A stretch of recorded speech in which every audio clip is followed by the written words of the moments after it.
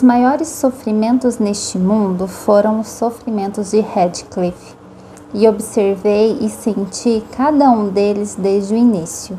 O maior pensamento que tenho na vida é ele. Se tudo mais perecesse e ele permanecesse, eu continuaria a existir. E se tudo mais permanecesse e fosse aniquilado, o universo passaria a ser estranho e eu não mais faria parte dele. Meu amor por Linton é como a folhagem do bosque. O tempo há de transformá-lo, não tenho dúvidas, como o inverno transforma as árvores. Meu amor por Radcliffe se assemelha às rochas eternas sob o bosque, uma fonte de alegria pouco visível, mas necessária. Nélio, eu sou Radcliffe. Ele está sempre, sempre em minha mente.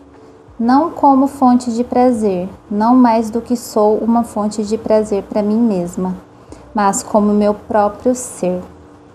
E hoje vamos fazer a resenha de O Morro dos Ventos Uivantes, da Emily Brontë. Que experiência boa foi ler este livro e eu estou muito feliz de fazer a resenha dele aqui com vocês. Muito prazer, eu sou a Regiane, seja bem-vindo ao meu canal. Se inscreva, comente aí se você já leu este livro ou qual livro você está lendo. Curta o vídeo e caso você goste de romances de entretenimento, não são clássicos, tá? Não são romances clássicos, mas romances de entretenimento. Eu também sou autora, eu escrevo romances que eu publico na Amazon, vou deixar o link deles aqui embaixo. Eu tenho uma história com o Morro dos Ventos Uivantes, uma história que eu até tinha esquecido e eu só fui lembrar dela quando eu decidi comprar o livro, que eu não sei exatamente o ano, eu não sei se foi 2011, mas eu lembro que eu comprei o Morro dos Ventos Uivantes na revista do Avon, quando ela vendia aqueles livros, e eu comprei. Na época eu lia muito romances de banca, romances mais adolescentes e fanfics. Eu era apaixonada por fanfics e resolvi ler, né? Nunca tinha parado para me interessar pelos clássicos e falei, vou ler aqui, né, o romance. Eu tinha lido a sinopse, achei bonito, falei, nossa, vou ler. Eu acho que se eu li 10 páginas foram muito. Li, não entendi nada, a escrita não me prendeu. Não achei legal, abandonei e depois eu me desfiz do livro. Hoje eu vejo como eu amadureci como leitora, porque de todos os clássicos que eu já li, esse aqui é o mais fácil. A escrita é fácil, não sei se é por conta da tradução da Zahar, né? Que esse aqui é aquela edição de bolso da Zahar, dos clássicos, mas é fácil de ler. Eu não sei o que tinha a Regiane de 2011, 2010, o que ela tinha na cabeça, que ela não conseguiu ler este livro. Enfim, ainda bem que a gente evolui. E eu me apaixonei. É um livro que eu terminei de ler. Sabe que aquele gosto ruim na boca, aquela dor no estômago, aquela depressão pós-término de livro, mas não porque você estava tão feliz com a história, você estava tão envolvido com a história, mas porque é uma história triste e ao mesmo tempo eu senti que ela teve um final feliz, mas triste, sabe? Foi essa sensação que eu tive ao terminar de ler O Morro dos Ventos Uivantes. Bom, eu vou fazer um resumo da história, vou dar spoiler, quando eu for começar os spoilers eu aviso, quem não gostar pode pular a parte dos spoilers, mas se você não se importa, então você vai aproveitar o vídeo todo. Bom, O Morro dos Ventos Uivantes ele foi publicado em 1847 pela Emily Brontë, sob o pseudônimo de Alice Bell, que é um pseudônimo masculino, né? Ela fez isso justamente porque na época não era muito bem vista mulheres publicarem livros, então foi a forma que a Emily encontrou de publicar o livro. A história ela é contada pela Nellie, a governanta e empregada e criada da casa. A história ela é dividida em duas partes. A primeira parte é a história do Radcliffe com a Catherine. A segunda parte é a história do Radcliffe, do Linton, do Harrington e da Catherine, filha da outra Catherine. Radcliffe, ele foi um garoto que foi talvez abandonado ou esquecido ou se perdeu da sua família. E o pai da Catherine, o Sr. Earnshaw, Ele estava em uma viagem a trabalho e encontrou o garoto e não conseguiu voltar para casa sem levar o garoto. Então ele pegou o menino e levou ele para casa porque viu que ele estava sozinho, provavelmente com fome, na rua. Quando ele chega em casa, ele tem a esposa, ele tem uma filha pequena que é a Catherine, que tem por volta dos seus 6, 7 anos, e um filho mais velho, o Hindley. Eu vou chamar de Hindley, que eu não sei se é exatamente assim que pronuncia o nome dele. Só que o Sr. Earnshaw, ele se apaixona pelo Radcliffe, tanto que ele dá esse nome para o menino. Ele não tem nem sobrenome, é Radcliffe o nome dele. A Catherine no começo fica meio assim com o garoto novo na casa, mas depois ela acaba ficando amiga dele e os dois meio que são o mundo um do outro. Para o Radcliffe, o mundo dele era o Sr. Earnshaw e a Catherine. Quando o pai dela falece, o irmão dela, o Hindley, ele toma conta, né, da herança da família, afinal são os homens que herdam, não as mulheres. Então o Hindley ele fica responsável pela Catherine e acaba ficando responsável pelo Radcliffe. Mas ele odeia o Radcliffe porque o pai dele tratava o Radcliffe melhor do que tratava ele. Então o que ele faz? Ele se vinga do Radcliffe tratando ele como um escravo, porque ele não tem salário, ele vive na propriedade de favor e trabalha como todos os criados da casa, sem ganhar nada em troca, apenas a moradia e alimento. Então Radcliffe ele é tratado da pior maneira possível. E ao mesmo tempo, Catherine acaba sendo tratada também um pouco mal pelo irmão, porque ela é melhor amiga do Radcliffe, ela fica sempre com o Radcliffe, e a Catherine, gente, é uma pessoinha difícil. Ela, pra mim, até nessa primeira metade da história, ela é a vilã, não só o irmão dela, porque a bichinha é egoísta, é teimosa, o mundo tem que girar em volta dela, ela é manipuladora, e ela e o Radcliffe crescem nessa amizade, e o Radcliffe, o mundo dele se torna a Catherine, então ele é apaixonado por ela. Só que a Catherine, ela já tá mocinha, ela tá com seus 15, 16 anos, ela sabe que ela precisa se casar, não dá para ela ficar vivendo para sempre com o irmão tá casado, o irmão teve um filho com a esposa e eles tratam eles tudo mal, então ela quer se casar, só que ela não quer se casar com qualquer um, ela quer se casar com alguém que possa lhe proporcionar o status de vida que ela meio que já tem, só que ela encontra um cara bem mais rico que é o Linton. E ele tem uma irmã, Isabelle, que ela acaba se tornando amiga dela também. E o Radcliffe tem esperanças de que ele e Catherine podem ficar juntos, mas ele ouve uma conversa da Catherine com a Nellie, em que a Catherine fala que vai se casar com o Linton, afinal ela não pode se casar com o Radcliffe porque os dois não vão ter onde cair mortos. E por conta disso, o Radcliffe, com o coração partido, ele vai embora e volta só 3 anos depois. E quando ele volta, a Catherine já está casada com o Linton. Isso é só um resumo, tá, gente? Acontece muita coisa. Eu acho bonitinho uma cena quando a Catherine está se arrumando para se encontrar com o Linton. E o Radcliffe está lá emburrado porque ela vai se encontrar com ele, sendo que ela não tira muito tempo para os dois. E ele tem um calendário que ele marca todas as vezes que os dois têm um tempo juntos. E a Catherine até fala, ai que bobeira você com esse calendário, como eu ia reparar nisso? Aí ele diz, eu reparo. Então assim, ele é bem apaixonado por ela mesmo. Só que quando ele volta dessa viagem, ele volta rico. Ninguém sabe como ele fez essa fortuna dele. Ele vai morar na casa em que ele cresceu, né, a casa do Hindley. E a Catherine já está morando com os Lintons, então ela está lá morando com a cunhada e com o marido, então ela é a senhora Linton. E o encontro dos dois é emocionante para ambos. A Catherine, ela não consegue esconder a felicidade dela, afinal ela não é feliz, ela tem um casamento, ela realizou o sonho, né, de sair de casa, de ser uma senhora respeitada, só que ela não é feliz com o marido, ela vive neutra, sabe? Não tá maravilhoso, mas também não tá tão ruim. E quando o Radcliffe volta, tudo transborda nela. Ela o recebe com a maior alegria do mundo. E o Radcliffe, gente, ele volta um homem debochado. Os diálogos dele são os melhores. Tem a cena em que ele chegou, né, de surpresa na casa da Catherine e ela quer receber ele, então o marido vai lá receber ele primeiro, enquanto ela está preparando lá as coisas. E o diálogo é o seguinte: "Sente-se", disse Linton por fim. "A senhora Linton, em memória dos velhos tempos, deseja que eu lhe ofereça uma recepção cordial. E eu, claro, fico satisfeito quando acontece algo que lhe dá prazer." Aí o Radcliffe fala assim, ó: "Eu também, sobretudo quando se trata de algo que eu participo."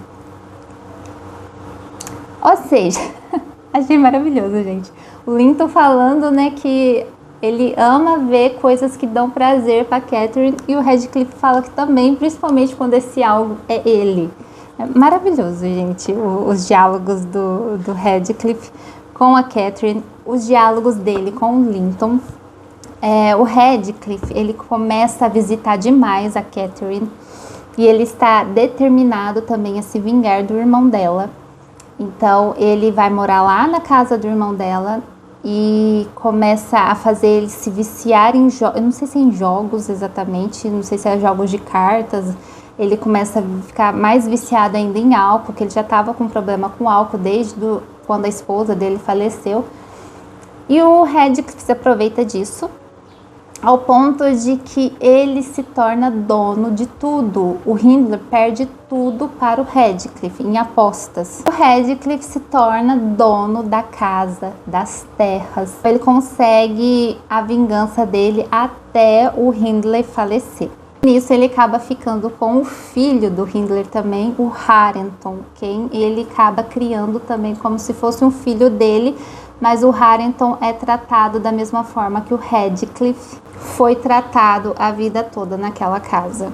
Então meio que um ciclo se começa nessa vingança louca do Radcliffe. E ele e a Catherine têm uma relação extremamente tóxica.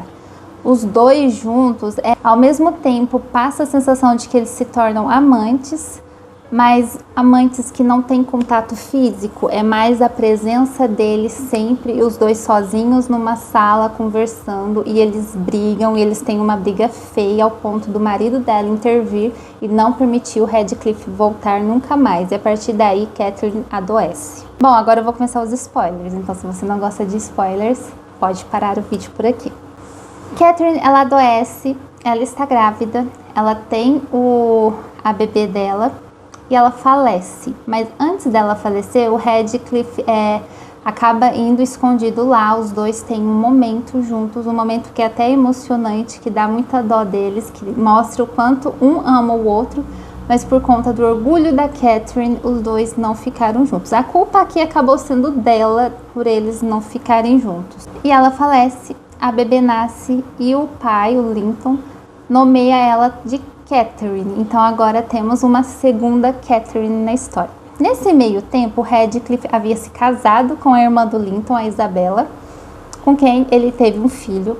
Ele fez a vida da Isabella um inferno, deu muita dó dessa menina. Tem uma cena que é até um pouquinho perturbadora aqui, que antes dele se casar com a Isabella, a Catherine, que é um monstrinho, que é a pior personagem da história, ela humilha a Isabella na frente dele, falando, né, que ela tá apaixonada pelo Radcliffe. E o Radcliffe fala o seguinte sobre a Isabella: "E detesto-a demais para tentar, exceto talvez a maneira de um gol. Você ouviria histórias estranhas se eu vivesse com aquela cara insípida de cera. As mais triviais seriam pintar nela as cores do arco-íris e deixar aqueles olhos azuis roxos a cada 2 dias. Eles me lembram por demais os de Linton." Radcliffe confessa que se ele se casasse com a Isabella, ele iria bater nela, porque ela se parece com o Linton, e ele odeia o Linton porque a Catherine se casou com o Linton. Então o Radcliffe, gente, ele se torna esse tipo de pessoa. Mas ele se casa com a Isabella só para se vingar do Linton, porque Linton o detesta. E a vida da Isabella se torna um inferno, que ela foge. Ela foge e ela tá grávida, e depois ela tem o filho dela. Só que mais pra frente ela acaba falecendo e o filho vai para as mãos do Radcliffe. Então agora ele tem o Harrington, que ele tá criando com todo o ódio do mundo, da forma como ele foi criado, mas ao mesmo tempo ele tem um pouquinho mais de empatia pelo Harrington, porque o Harrington acaba lembrando muito a Catherine. Enquanto o filho dele, que é um rapaz bem doente, ele só quer esse menino, porque o plano dele é fazer o Linton, que o menino chama Linton. Eu sei, é muito nome repetitivo, né, gente? Mas a gente já tá na segunda geração. O Linton, ele quer que ele se case com a Catherine, a filha da Catherine. Esse é o plano, porque a partir do momento que o Linton se casar com ela, o Radcliffe vai se tornar dono das terras do Linton, porque o herdeiro dele não é a filha, é o sobrinho. Conseguiram entender? Então, o plano do Radcliffe de vingança é ficar com tudo. Porque como foi pela falta de dinheiro, ele não pôde ficar com a amada, agora ele quer ser dono de tudo e transformar a vida de todo mundo no inferno. Algo que me incomodou muito é que até nessa primeira parte, o Radcliffe ele era divertido, ele era debochado, ele era engraçado. A partir da segunda, ele se torna um homem muito cruel, é muito pesado. E eu passei a odiar ele, não dava mais para defender ele. A Catherine, ela passa a sofrer muito na mão desse Radcliffe. Ele faz ela se casar com o Linton, o filho dele. O filho dele falece, o pai da Catherine falece e o Radcliffe se torna dono de tudo. Só que, pra mim, eu não sei se outras pessoas enxergam dessa forma também. Eu não vi resenhas, nem li nada sobre a história para poder gravar. Quero fazer isso depois. É que eu não gosto muito que outras opiniões interfiram na minha. Mas pra mim o Radcliffe, ele se redime no final. Porque ele percebe que o Harrington, alguém por quem, por mais de um jeito torto e estranho, ele tem empatia, porque ele se parece com a Catherine e ele também se vê muito no Harrington. O Harrington, ele foi criado sem saber ler, como um criado, sem receber nada. Ele é o dono de tudo ao mesmo tempo de nada, porque o Radcliffe ficou com tudo para ele. Então o Harrington, ele é a versão do Radcliffe do presente. E quando ele percebe que o Harrington está se apaixonando pela Catherine e a Catherine começa a se apaixonar por ele, ele não tem forças para separar aquele casal. E eu achei isso uma forma dele se redimir, sabe? Ele se viu lá na posição do Harrington e ele não teve coragem de fazer com o Harrington o que fizeram com ele. Então ele permite os dois ficar juntos e depois ele falece. E há lendas pela região de que ele e Catherine são vistos como fantasmas por lá, porque o fantasma da Catherine muitas vezes foi mencionado. O Radcliffe chega a ver ela muitas vezes. O Sr. Lockwood, que é o senhor que alugou a casa, a antiga casa da Catherine, e foi por conta disso que a Nellie começou a contar a história para ele. Porque essa história, né, que a Nellie está contando é porque o Sr. Lockwood foi visitar o Radcliffe, que é o locador, né, o dono da casa, e ele viu toda aquela família disfuncional lá, uma menina esquisita, um cara mais esquisito ainda, o Radcliffe todo atrapalhado, então ele queria saber qual que é a história desse povo esquisito, né? Então a Nellie está contando. E esse Lockwood, ele também tem a sensação de que ele viu o fantasma da Catherine. Então o Radcliffe, o maior desejo dele era falecer, para ele poder ficar finalmente com a amada, já que ela estava lá do outro lado esperando por ele.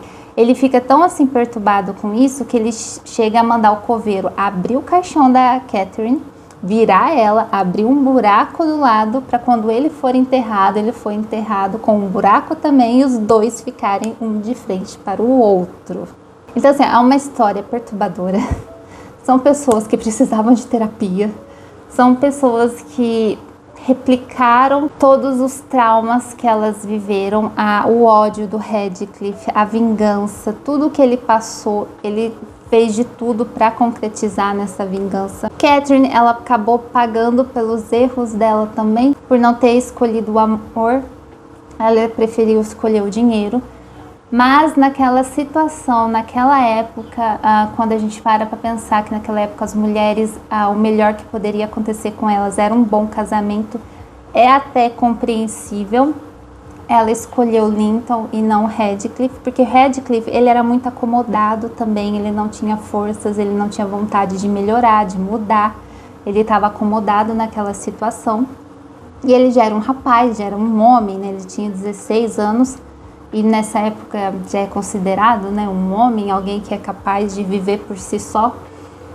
E ele só foi tomar atitude depois que ele viu que ele poderia perder ela, mas aí já era tarde demais. Tem muito mais nessa história, tá, gente? Eu só fiz um resumo, né? Tô dando a minha opinião sobre ela. Mas o final feliz é o Harrington e a Catherine podendo, enfim, viver em paz sem o Radcliffe em cima deles. O Harrington, ele nunca odiou o Radcliffe porque para ele a figura de pai que ele conheceu foi o Radcliffe. Então ele não tinha ódio. Ele era um rapaz, embora sendo considerado durão, torrão, bem rústico, ele não tinha um coração ruim, tanto que a filha da Catherine, a nossa outra Catherine, também não é flor que se cheire. A bichinha é terrível. E mesmo assim o Harrington não deixou o ódio que ele começou a criar por ela crescer. Chegou uma hora que ele cedeu e resolveu se permitir somente amar ela. Se você nunca leu O Morro dos Anjos Uivantes, se você tem vontade, tem curiosidade, pode ler. Não é uma história difícil. É uma história muito fluida, muito interessante a forma como ela é contada. Ela é contada em primeira pessoa pela Nellie, por uma personagem que ficava lá bisbilhoteira e futriqueira, fofoqueira, que adorava se intrometer na vida dos patrões. Essa Nellie, gente, também é terrível essa mulher. Eu ri bastante com ela. Então a narração é bem legal, não é aquela narração em terceira pessoa que muitas pessoas não gostam. Principalmente os leitores de romance contemporâneo, eles torcem o nariz para as narrações em terceira pessoa. Aqui é narrado em primeira pessoa pela Nellie, mas a história, né, contada em terceira, afinal é ela contando sobre outras pessoas. Então é tudo que ela ouviu e viu meio escondido. Eu li uma média de um capítulo por dia, então eu levei pouco mais de um mês para terminar de ler, foi super tranquilo. E é um dos meus romances favoritos agora, um dos clássicos meus favoritos. E eu recomendo muito. Se você gostou do vídeo, não esquece de curtir, de comentar se você já leu e de se inscrever no canal. A gente se vê nos próximos vídeos. Um beijo. Tchau, tchau.